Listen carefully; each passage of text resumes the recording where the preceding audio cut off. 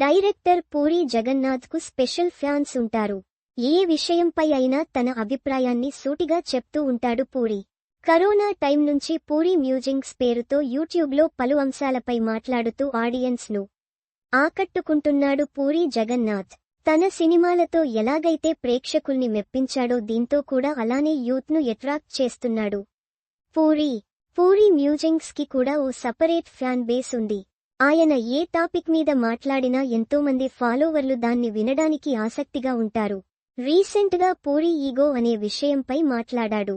Ego మంచిదేనని, అది మన self respect ను కాపాడుతుందని, కాకపోతే ఈగో విషయంలో కొన్ని జాగ్రత్తలు తీసుకోవాలని పూరీ జగన్నాథ్ అంటున్నాడు.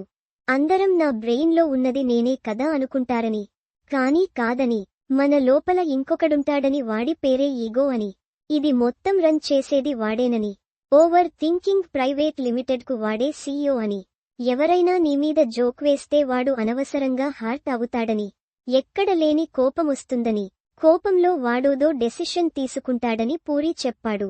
ప్రతిక్షణం అవతల వారితో ఎలా డిస్కషన్కు దిగాలి, అందులో మనమే గెలవాలంటే ఏం మాట్లాడాలనే విషయంపై ప్రతిక్షణం ట్రైనింగ్ ఇస్తుంటాడని, ప్రతి దానికి లోపలి వాడికి కోపం వస్తుంటుందని, వాడెవడు మన కారుని ఓవర్టేక్ చేశాడు, మనకి ముందు చెప్పాలి కదా, మనకు ముందు పెట్టకుండా వేరే వాళ్లకు ముందు వడ్డిస్తున్నారేంటి, ఇలా ప్రతి విషయానికి లోపలి వాడు రియాక్ట్ అవుతూ ఉంటాడని పూరీ చెప్పుకొచ్చాడు.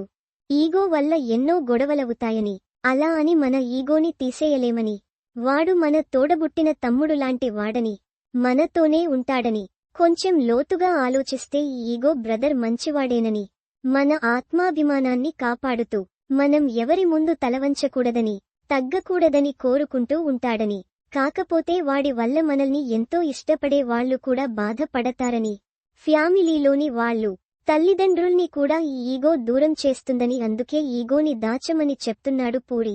ఈగోని దాచడం ఒక ఆర్ట్ అని, దాన్ని దాయగలిగితే సగం గొడవలు తగ్గుతాయని, ఎదుటివారితో మాట్లాడేటప్పుడు మీ ఈగోతో కాకుండా మీరే మాట్లాడండని, వాడిని మాట్లాడనివ్వకండని పూరీ జగన్నాథ్ తెలిపాడు.